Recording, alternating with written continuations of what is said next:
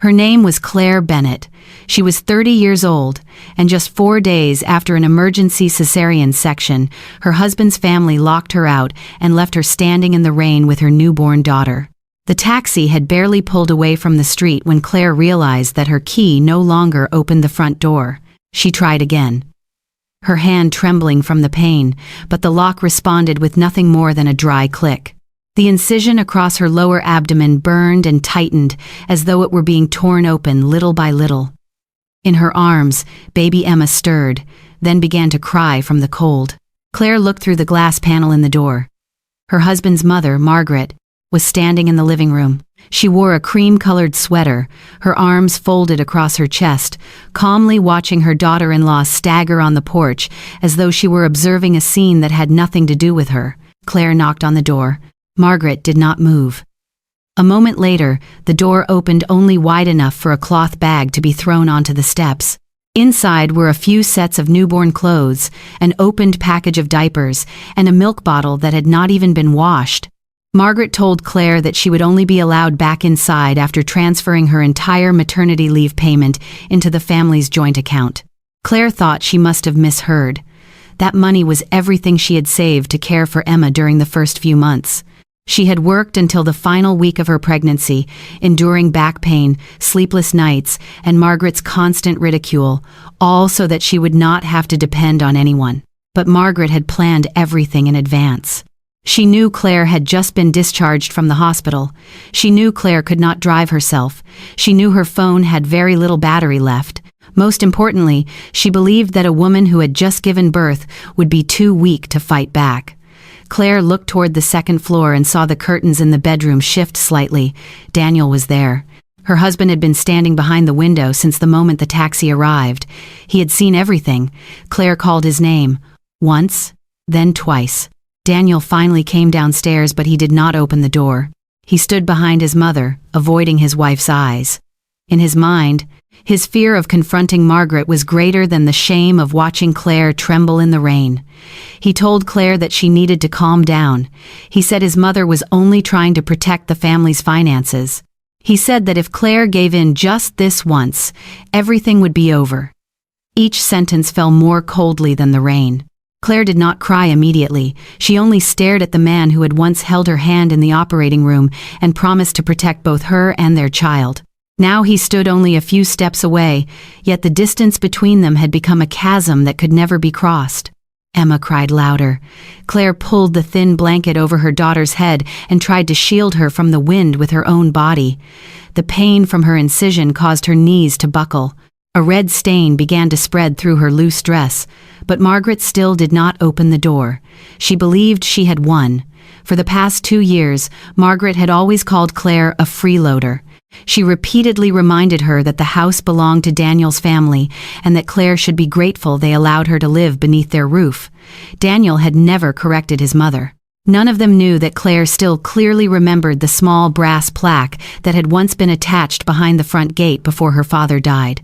Nor did they know that 3 weeks before giving birth, Claire had received an envelope from her family lawyer's office. She had not opened it. She had once believed she did not need to know what was inside.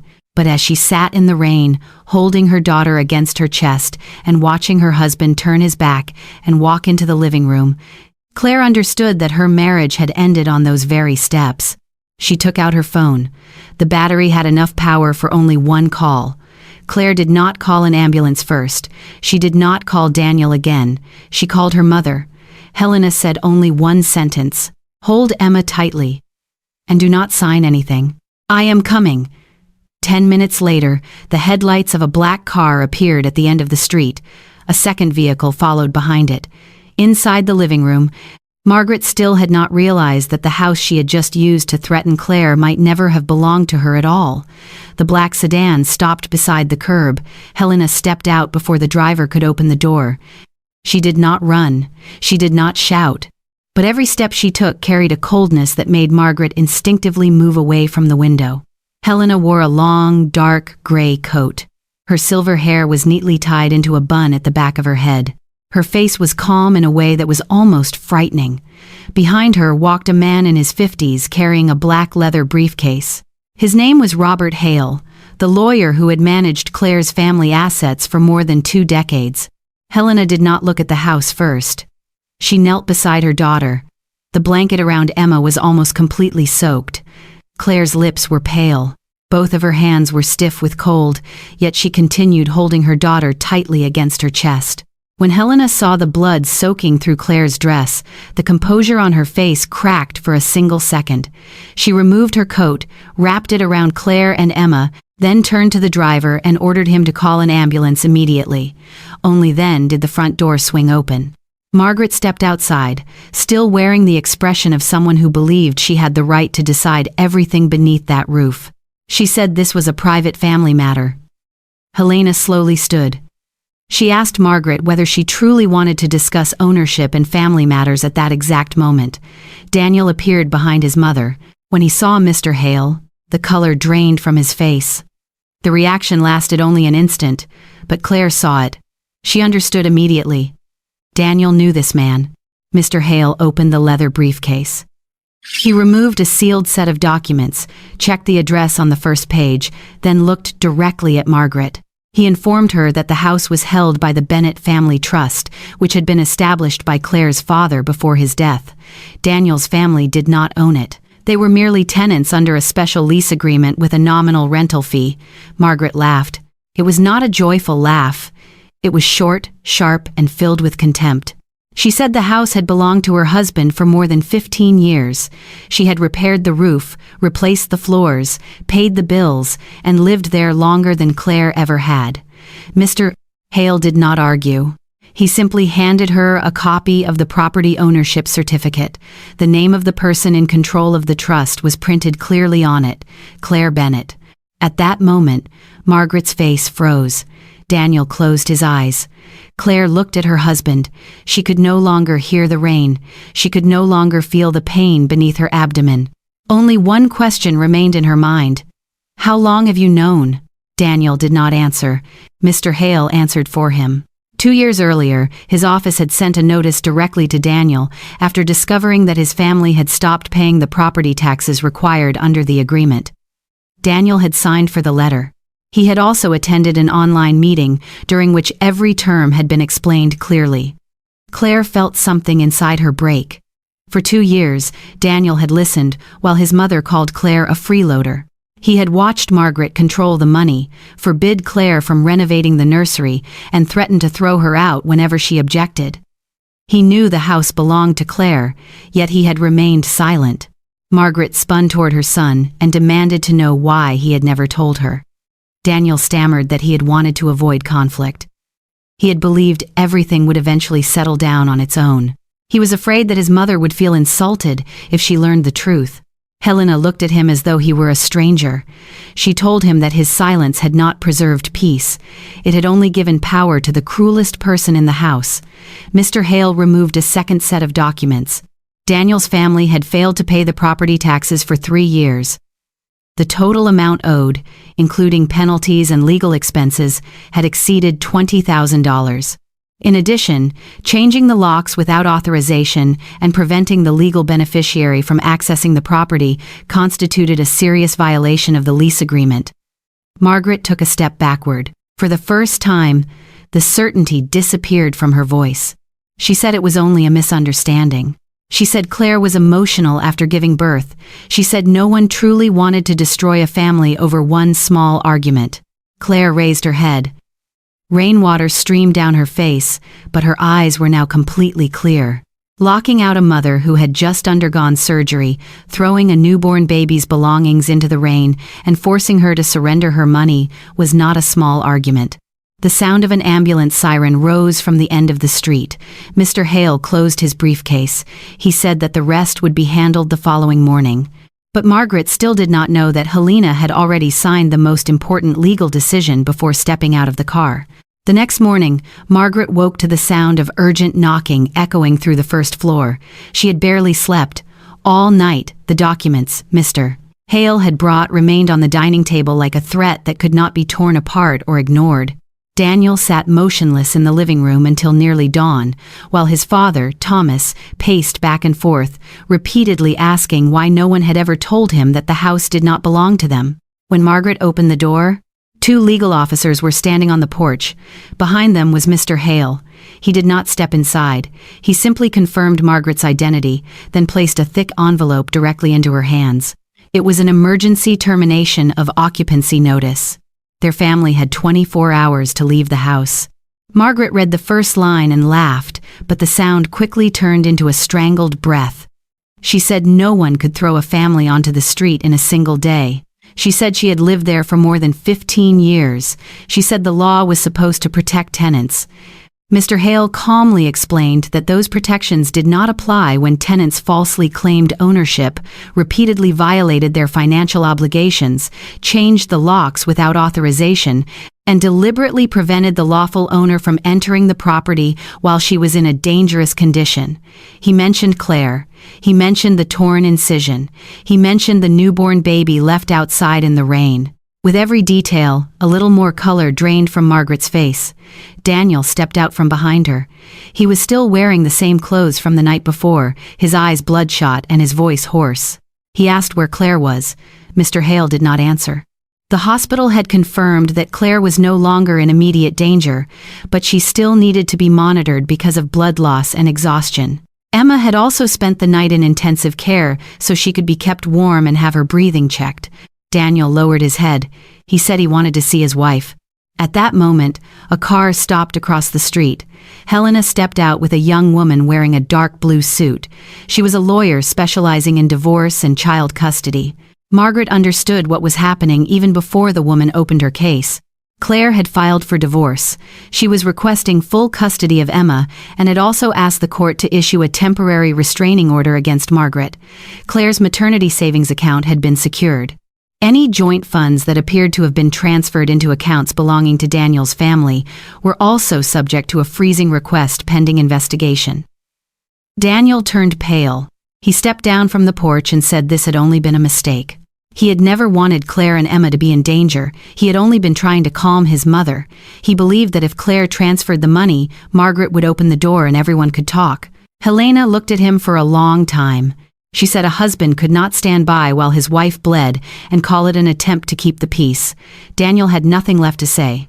Margaret, however, still refused to surrender. She turned toward Helena and loudly accused Claire of using her ownership rights as revenge. She insisted that she had turned the house into a home and deserved to remain there. When no one responded, she began to beg. She said Thomas had heart problems. She said they could not afford to rent another place. She said 24 hours was too cruel. Helena did not raise her voice. She simply reminded Margaret that the night before, she had left a woman who had just undergone surgery, standing outside in the rain without giving her even 24 minutes to plead for mercy. Silence settled over the porch.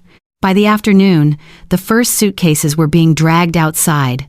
Neighbors watched from behind their curtains. Thomas called everyone he could think of, trying to find somewhere for them to stay, but most of their savings had already been spent maintaining the lifestyle Margaret had boasted about for years. Daniel packed clothes into the trunk of the car in despair.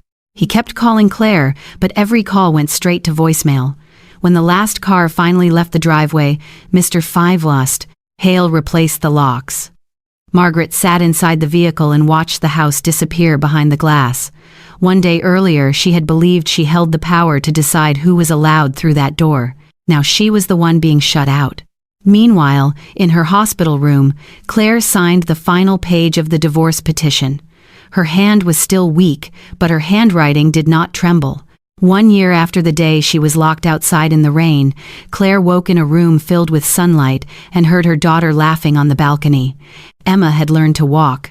She held on to a wicker chair, her small legs wobbling as she moved toward Helena, who was waiting with open arms. Every time she fell onto the soft rug, Emma pushed herself back up again, as though she had never known what fear was. Claire stood by the doorway and quietly watched her child. The scar beneath her abdomen was still there. On nights when the rain fell heavily, she sometimes woke suddenly, her hand instinctively reaching for the child beside her. She still remembered the feeling of the door refusing to open. She remembered Daniel standing behind the glass. She remembered Margaret's cold voice demanding money in exchange for the right to enter the place they had once called home. But that memory no longer controlled Claire's life. The new house stood near the sea, not far from Carmel. It was not especially large, but every window welcomed the sunlight. Claire chose the color of Emma's room herself, placed the crib beside the window herself, and decided for herself who was allowed to walk through the front door. After the divorce was finalized, she sold the old house. Many people were surprised. It was the property her father had left her. It was the place Margaret had once believed she could take for herself. But Claire did not want to turn it into a monument to revenge. She used part of the money to establish a legal support fund for mothers facing financial control or threats involving their housing. The rest was invested in Emma's future. Claire did not need to keep the house to prove that she had won. The fact that she had been able to leave was the greatest victory of all. Daniel's family moved in the opposite direction. The tax debt, legal expenses, and years of uncontrolled spending forced Thomas to give up most of the savings they had left. He and Margaret moved into a small apartment on the third floor of an old building with no elevator. Margaret hated every step of the staircase. She hated the sound of water moving through the pipes at night. She hated the narrow kitchen. She hated the fact that the neighbors had no idea she had once lived in a house with a large garden, but what hurt Margaret most was that no one listened to her boasting anymore. Her old friends gradually distanced themselves after the story spread. No one wanted to be associated with the woman who had locked a recovering mother and her newborn baby outside in the rain just to force money from her.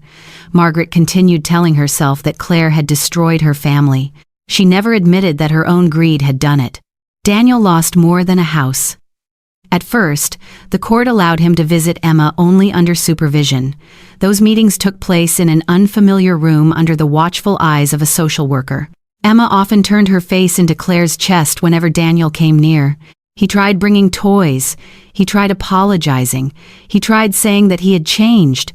But some mistakes cannot be repaired by promises made only after the consequences have already arrived. Daniel moved into a rented apartment near his workplace. He lived alone, ate canned food for dinner, and kept a photograph of Emma on his desk. Every night, he remembered the moment when he could have opened the door, but chose not to. His cowardice lasted only a few minutes. The price of it lasted for the rest of his life. That afternoon, Claire took Emma down to the beach. Helena walked behind them, carrying a blanket and a small basket of food. Emma touched wet sand with her feet for the first time. She startled, then burst into laughter as the waves washed over her ankles. Claire bent down and took her daughter's hand. 1 year earlier, she had believed she had lost everything on that rainy night. Now she understood that the only thing destroyed had been a life built on fear, lies, and silent endurance. Before her stretched the vast ocean. Beside her was the mother who had arrived at exactly the right moment. In her hand was the child she had chosen to protect with everything she had. Claire did not look back at the past. She kept walking forward. Because the greatest punishment for cruel people is not always losing money, losing a house, or losing their reputation. Sometimes, it is living long enough to watch the person they once looked down on become peaceful without needing them anymore. Sometimes, the moment that breaks us is also the moment that finally sets us free. Claire lost a marriage built on fear and silence, but she gained the courage to protect herself, her daughter, and the life they truly deserved. Do you think Daniel deserved another chance, or was his silence the ultimate betrayal? Share your thoughts in the comments below. If this story moved you, please like the video, subscribe to the channel, and turn on notifications for more powerful family drama stories about betrayal, courage, justice, and the kind of karma no one sees coming. Sometimes, the moment that breaks us is also the moment that finally sets us free. Claire lost a marriage built on fear and silence, but she gained the courage to protect herself, her daughter, and the life they truly deserved. Do you think Daniel deserved another chance, or was his silence the ultimate betrayal? Share your thoughts in the comments below. If this story moved you, please like the video, subscribe to the channel, and turn on notifications for more powerful family drama stories about betrayal, courage, justice, and the kind of karma no one sees coming.